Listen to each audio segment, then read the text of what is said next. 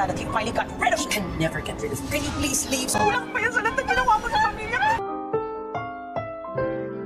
Ang susunod na programa ay rated PG. Ito ay nangangailangan ng patnubay at gabay ng magulang para sa mga batang nanonood.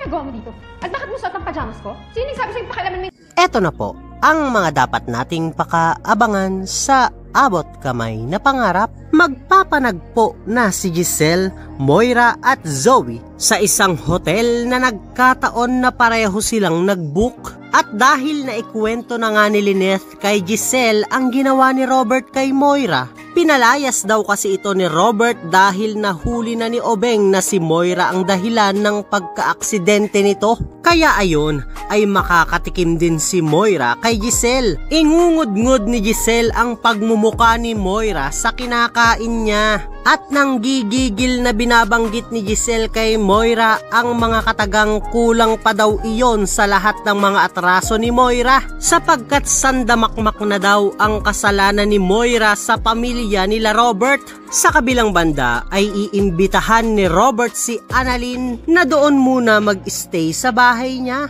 Agad din namang pinayagan ni Lynette nang magpaalam si Annalyn sa kanya, sapagkat tatay naman daw ni Annalyn ang makakasama niya. Isa pa ay wala naman daw doon ang impaktang si Moira na maaaring magpahirap at mambuli sa kanyang anak. Pero ganun pa man, kahit wala si Moira, naando naman si Zoe at mahuhuli ni Zoe si Annalyn na suot-suot ang pantulog niya. At ang mga susunod na mangyayari ay iyan ang dapat nating pakaabangan.